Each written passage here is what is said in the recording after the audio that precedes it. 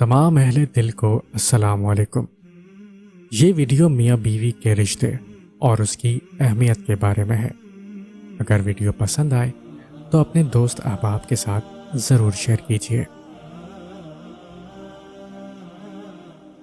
شوہر کا تھوڑا احساس کرنا بیوی کے سارے غم ہلکے کر دیتا ہے۔ میاں بیوی کا رشتہ مقابلے کا نہیں، محبت کا رشتہ ہے۔ اگر یہ دونوں آپس میں مقابلہ کرنے لگے تو دنیا کا مقابلہ خاک کریں گے۔ اپنی ماں اور بیوی دونوں کو بے پناہ عزت دو، کیونکہ ایک تمہیں دنیا میں لائی اور دوسری ساری دنیا چھوڑ کر تمہارے پاس آئی۔ بیوی جب اپنے مسائل شوہر کو بتاتی ہے تو اس کا یہ مطلب نہیں ہوتا کہ وہ شکایت کر رہی ہے، بلکہ وہ آپ پر اعتماد کرتی ہے۔ بیوی کو نصیحت کرنی ہے تو تنہائی میں کرو، اور تعریف کرنی ہے تو سب کے سامنے کرو۔ اگر آپ تنہائی میں بیوی کو جلی کٹی بھی سنا دو گے تو وہ برداشت کر لے گی، مگر لوگوں کے سامنے ذلت برداشت کرنا مشکل ہوتا ہے۔ دوسروں کے سامنے تنقید کا نشانہ مت بنائیں۔ وہ آپ کی زندگی بھر کی ساتھی اور ہمدرد ہے، جو اچھے برے حالات میں آپ کے ساتھ رہے گی۔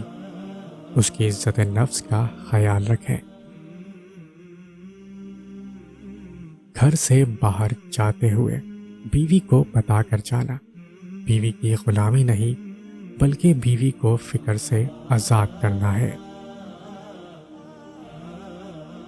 میاں بیوی ایک دوسرے کی عزت کریں تو دوسروں کو کبھی موقع نہیں مل سکتا کہ وہ دونوں کے درمیان دراڑ ڈال سکیں۔ میاں بیوی کا ملنا نصیب سے ہے، اور دونوں کا بسنا برداشت اور قربانی سے ہے۔ دونوں میں ایک اکیلا جتنی بڑی مرضی قربانی دے لے اور جتنا مرضی برداشت کر لے، گھر نہیں چل سکتا۔ گھر اسی وقت چلتا ہے جب دونوں اپنے اپنے حصے کا برداشت کریں اور اپنی اپنی خواہشات کی قربانی دیں۔ آپ کی بیوی بھی کسی کی لاڈلی بہن بیٹی ہے۔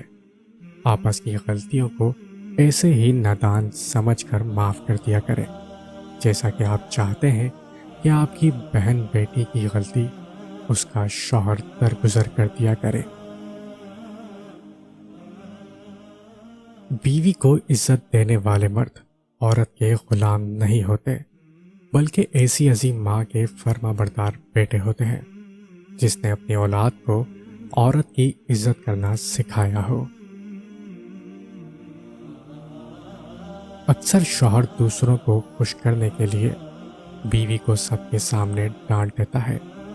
ایسا کرنے سے آپ ایک اچھا بیٹا، ایک اچھا بھائی تو بن سکتے ہیں، لیکن اچھا شوہر کبھی نہیں بن پائیں گے۔